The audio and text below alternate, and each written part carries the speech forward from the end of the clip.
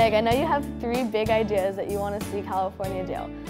But my question for you is, which one takes top priority and which one would you like to see happen first? Well, thank you for that question, and you're right, I do have 3 priorities. First is we have to create more jobs in California and keep more jobs here. Second, we've got to restrain government spending. And third, we have to fix our kindergarten through 12th grade public education system. But I have to say, if one of those 3 takes priority, it has to be creating jobs and keeping jobs in California. Because if we don't get the economic engine going in California again, I'm not sure we're going to be able to do any of the other things that we want. So job creation and job retention is the most important thing. And as you know, there are some parts of the state that are now at 20% unemployment rates, even in the Central Valley as high as 35%. So we have to keep every single job in California. And one thing you might not know is those jobs actually aren't going to India and China. They're going to neighboring states like Arizona, Colorado, Utah, and Texas.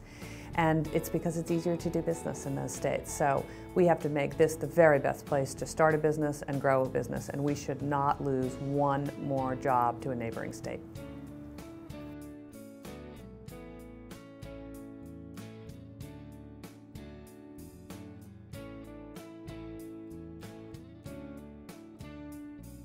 Well, the first thing I would say is this has to be about leadership. The entire state, the legislature, the lobbyists, the entrenched interests has to know exactly where the governor stands, and oh, by the way, where the people of California stand. And what I know from being out and about is the people of California do not believe that their money is being spent wisely. They don't think there is a prioritization process going on at the state government, and we constantly spend more money than we have, and this is what has to change. And there's really 3 things that the governor can do. First and foremost is the people that the governor hires. It's incredibly important to have the right people in the right job in your administration. Secondly, the governor has the veto pen. Turns out the governor of California actually has line item veto. And that is the way the governor will communicate to the legislature what he or she will or will not put up with. And then last but not least is the proposition process.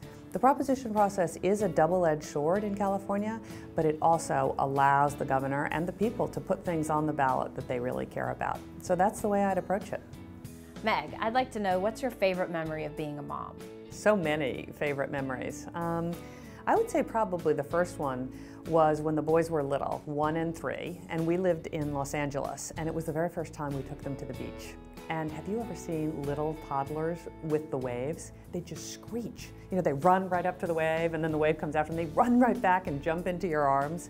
I mean, it was truly wondrous to see the ocean through the eyes of a 1 and 3-year-old.